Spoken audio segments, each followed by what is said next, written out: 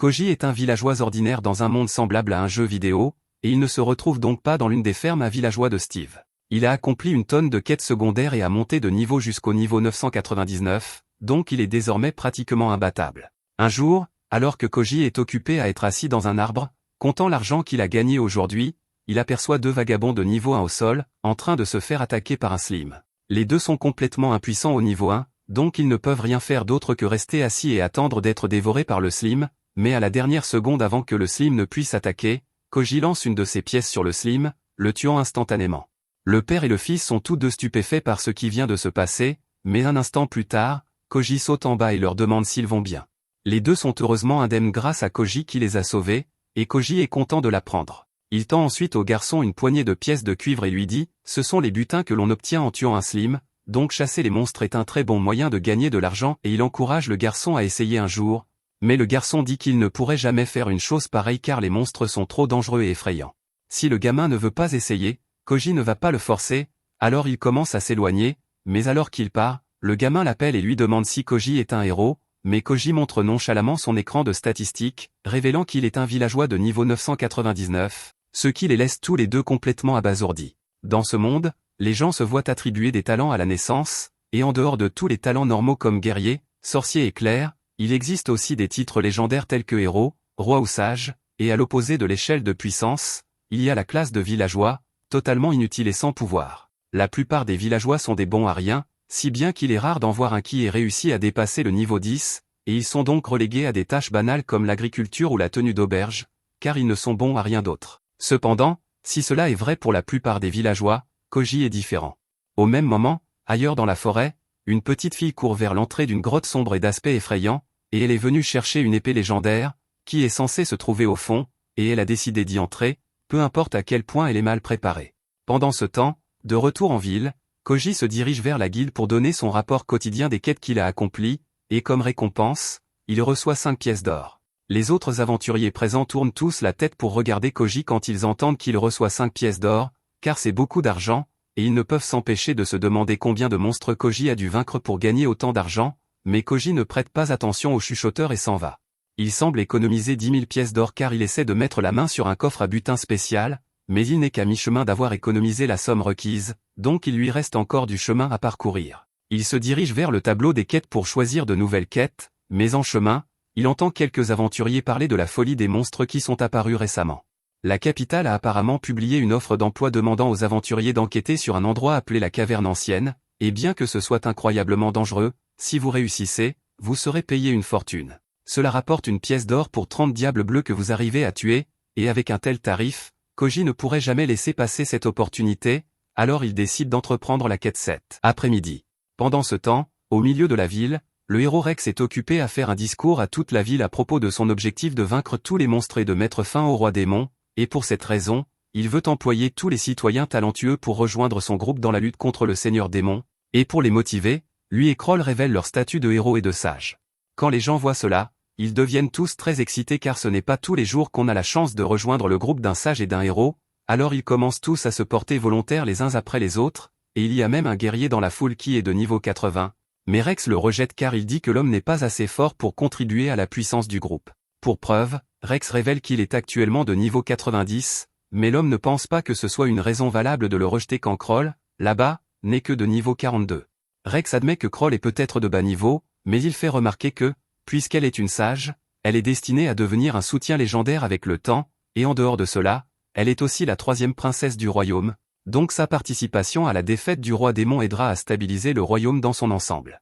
Les gens ne peuvent pas vraiment contester cela puisqu'il a un bon argument, et ils veulent tous toujours faire partie de l'équipe, donc le prochain volontaire est un vieux prêtre. Le prêtre pense que ses pouvoirs sacrés seront un atout contre les démons, mais même si cela est vrai, Rex le rejette quand même, affirmant que le prêtre est trop vieux pour un tel voyage, et si sa santé devait se détériorer en cours de route, il les ralentirait considérablement. Dans ce cas, un autre prêtre dans la foule lève la main et explique qu'il est aussi un prêtre de niveau 80 et qu'il n'a que 20 ans, donc il devrait répondre aux exigences de Rex, mais malgré le fait que le type soit parfaitement adapté, Rex le rejette quand même, et cette fois, il donne juste une raison bidon, disant qu'il ne peut pas imaginer le type devenir plus fort à l'avenir, donc ça ne vaut pas la peine de le recruter. Après cela, un autre prêtre lève la main, et cette fois c'est une jolie fille de 17 ans. Elle demande si elle répond aux exigences de Rex, et malgré le fait qu'elle soit encore inexpérimentée et seulement de niveau 50, Rex l'accepte immédiatement car il s'avère qu'il faisait juste des excuses plutôt parce qu'il ne voulait pas avoir un groupe de mecs dans l'équipe. Sur le côté,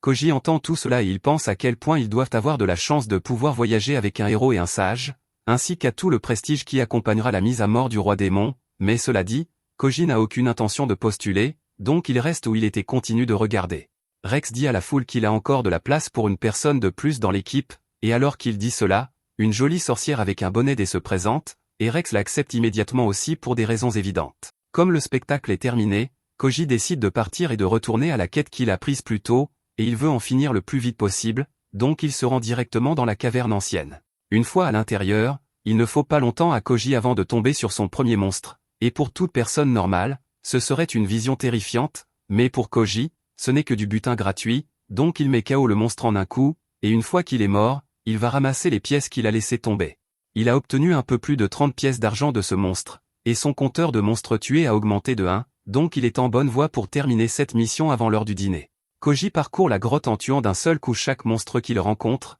et à un moment donné, il reçoit un butin rare de l'un des monstres, obtenant une corne de diable bleu, et les cornes de diable bleu se vendent assez cher sur le marché, donc il prévoit de la vendre plus tard, mais personnellement, il n'a jamais compris pourquoi tout le monde s'emballe pour ces choses car elles lui ont toujours semblé complètement inutiles. Avant longtemps, Koji a déjà éliminé 15 diables bleus, et il est pile dans les temps pour finir avant la tombée de la nuit, mais, alors qu'il tourne au coin cherchant d'autres monstres à tuer, il finit par apercevoir le groupe du héros. Il se cache derrière les rochers car bien que le groupe du héros soit certainement compétent, cela ressemble à une bulle de drame prête à éclater, et il ne veut pas être impliqué, donc il part avant qu'il ne le remarque. Juste à ce moment, Tina mentionne aux autres qu'elle a cru sentir quelqu'un approcher à l'instant, même s'il n'y a personne d'autre ici, et Rex est tellement arrogant qu'il suppose que cela a dû être un des diables bleus qui les a repérés et a décidé de s'enfuir avant qu'ils ne puissent l'attaquer. Cela mis à part, Parna demande à Rex pourquoi il les a emmenés dans ce donjon alors que leur objectif est de tuer le roi démon, et que le château du roi démon est dans la direction opposée,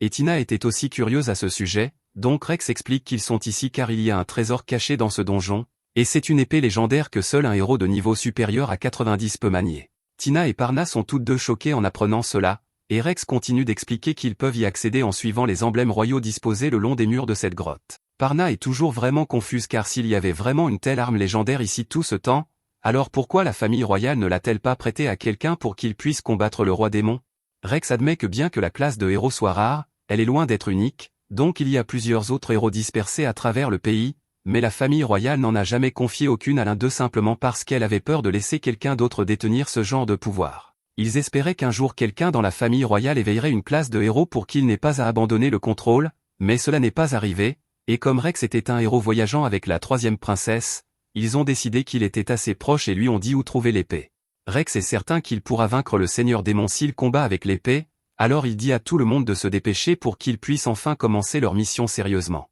Pendant ce temps, ailleurs dans la grotte, la petite fille de tout à l'heure est toujours occupée à chercher l'épée légendaire, et d'après les cornes qui dépassent de sa tête, il est clair qu'elle est un démon. Du côté de Koji, il vient d'abattre son 28e démon, et il est assez satisfait de lui-même car il a déjà gagné 950 pièces d'argent et il a presque atteint son quota, donc il pourra bientôt rentrer chez lui. Cela dit, il trouve un peu étrange qu'il y ait eu autant de diables bleus dans la région récemment. Juste à ce moment, la fille de tout à l'heure passe en courant devant Koji, et il essaie de l'avertir qu'il n'est pas prudent d'emprunter ce chemin car il y a des démons par là, mais à sa surprise, la fille passe devant les démons sans aucun problème, et en voyant cela, il a une idée de ce qu'elle est vraiment. Du côté du groupe du héros, ils se sont tous battus sans arrêt pour se frayer un chemin jusqu'à la salle où l'épée légendaire est conservée, mais quand ils y arrivent, ils trouvent la fille debout devant la pierre, l'épée manquante. Ils se mettent immédiatement en garde car personne d'autre ne devrait connaître cet endroit, et ils peuvent sentir une forte mana émanant d'elle, donc ils commencent à soupçonner qu'elle pourrait être un démon. Ils exigent de savoir ce qu'elle a fait de l'épée,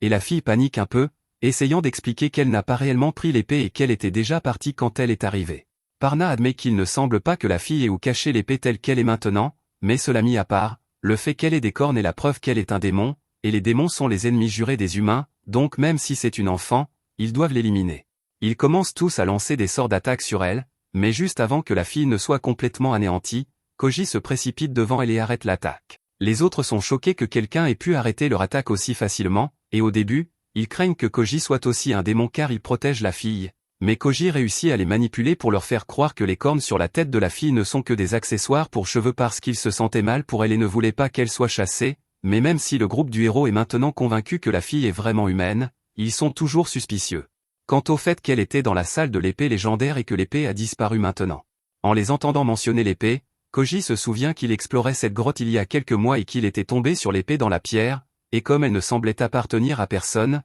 il a décidé de la prendre pour lui et de la vendre chez un prêteur sur gage pour un peu d'argent supplémentaire. Il s'excuse pour cela car il n'avait aucune idée que l'épée était importante à l'époque, mais Rex et les autres n'arrivent pas à croire ce qu'ils entendent car cette épée était imprégnée de magie qui devrait rendre impossible pour quiconque autre qu'un héros de la soulever. Koji admet que l'épée était assez lourde quand il a essayé de la soulever, mais il a réussi à forcer le passage avec sa force brute à la fin. Le groupe a du mal à croire l'histoire de Koji car elle semble si ridicule, donc pour le leur prouver, Koji soulève nonchalamment la pierre qui tenait l'épée, un exploit qui devrait être encore plus impossible que de simplement retirer l'épée par la force brute. Étonnés, ils demandent tous à Koji quel est son niveau, et Koji les informe qu'il est de niveau 999, ce qui stupéfie absolument le groupe. Ils auraient du mal à le croire s'ils ne regardaient pas son écran de statistiques en ce moment, mais le fait reste qu'il a essentiellement volé et perdu le trésor qu'ils allaient utiliser pour vaincre le Seigneur Démon, donc Kroll demande à Koji de rejoindre leur groupe et d'utiliser sa force pour les aider à vaincre le Seigneur Démon. Cependant, à sa surprise, Koji refuse catégoriquement car il n'aime pas vraiment l'idée de s'impliquer, et le roi démon ne lui a jamais rien fait personnellement. Bien sûr, il ne dit pas que le groupe du héros a tort de vouloir éliminer le roi démon, mais il ne veut tout simplement pas en faire partie. Il prend ensuite la fille et sort du donjon, et alors qu'ils atteignent la sortie, il lâche sa main et se prépare à rentrer chez lui, mais soudainement, la fille appelle Koji et lui demande de l'épouser, ce qui est la dernière chose à laquelle il s'attendait de sa part. Koji n'est pas milliardaire, donc il n'a aucun intérêt pour les mineurs et continue de s'éloigner, mais la fille court après lui et le supplie d'attendre. Koji lui dit carrément qu'il ne peut pas épouser une gamine comme elle, mais Alice lui dit que ce n'est pas obligé d'être tout de suite et qu'elle est prête à attendre quelques années. Koji n'est vraiment pas à l'aise avec cette conversation, donc il change de sujet et demande pourquoi elle recherchait l'épée légendaire en premier lieu, alors elle explique que son père est le roi démon et qu'il est très malade depuis quelque temps, et elle craignait que dans son état actuel, si les héros réussissaient à mettre la main sur l'épée, pourraient le tuer. Koji est surpris d'apprendre que le roi démon est malade depuis un an alors qu'il allait bien la dernière fois que Koji l'a vu,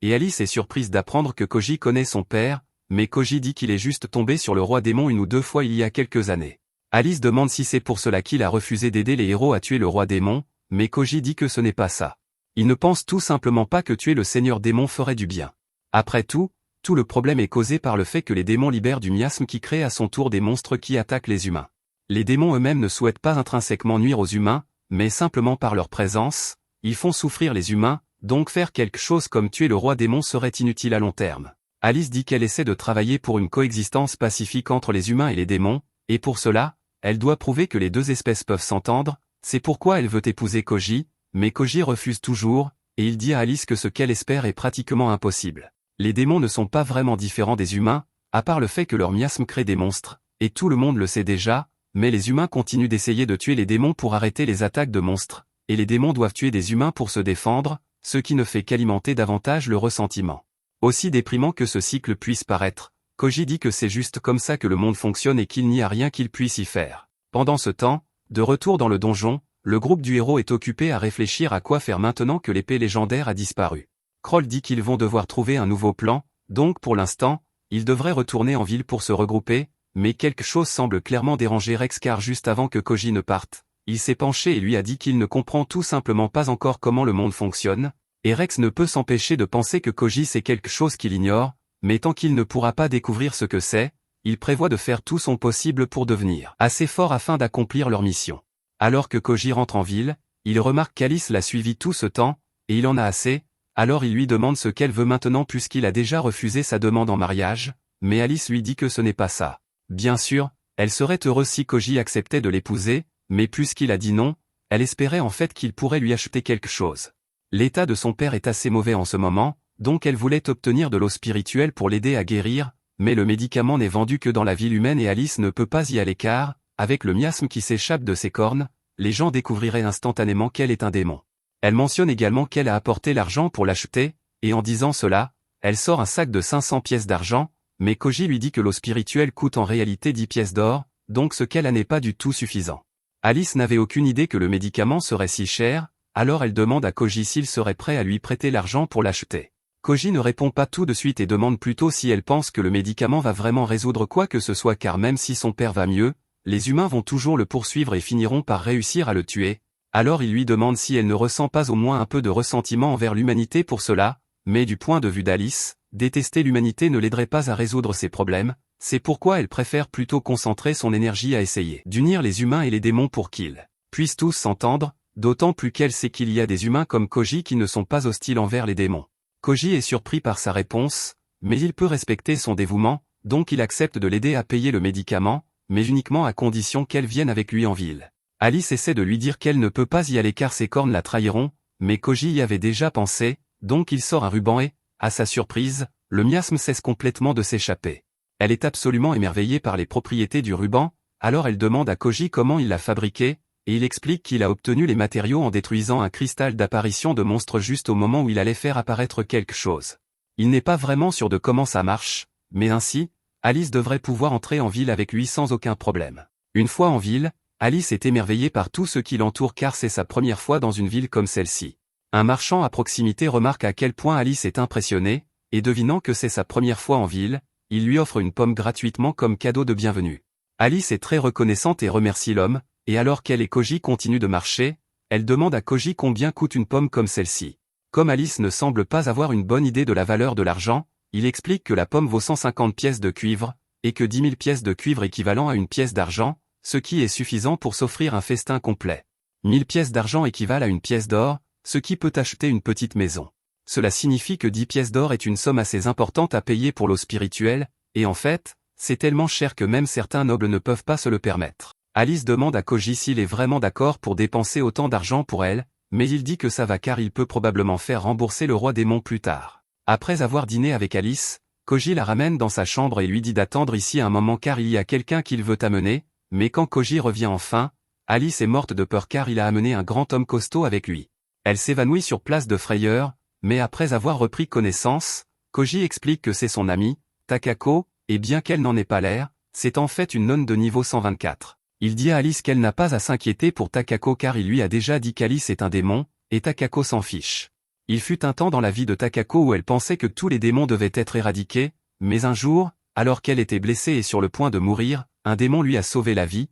et depuis lors, elle a abandonné l'idée de chasser les démons. Il prévoit d'escorter Alice jusqu'au château du Seigneur Démon demain, mais soudainement, des monstres commencent à pleuvoir du ciel, et il est révélé qu'un général démon est derrière l'attaque. Il s'adresse à toute la ville et leur dit de se soumettre au pouvoir des démons car c'est une invasion, et il est certain qu'ils n'ont pas la puissance de riposter contre autant de monstres, mais quand Koji se retrouve face à face avec l'un des sangliers, il le lance simplement en l'air pour éliminer un des oiseaux, mais il réalise ensuite que l'argent est tombé quelque part en ville, donc il se précipite pour aller le ramasser. Pendant qu'il est occupé à faire cela, Takako protège Alice, mais elles finissent bientôt par tomber sur le groupe du héros, et ils essaient actuellement de rallier les gens pour riposter contre les démons et abattre les oiseaux avec toute la puissance de feu dont ils disposent. Alors qu'ils s'apprêtent à déchaîner un barrage dans le ciel, Koji apparaît et les arrête. Il dit au groupe que ce qu'ils s'apprêtent à faire est incroyablement stupide car ils n'ont pas pris en compte le fait que s'ils ratent leur tir, ceux-ci vont retomber directement sur eux, et même s'ils parviennent à abattre tous les oiseaux, cela forcera simplement le démon à libérer tous ces monstres d'un coup.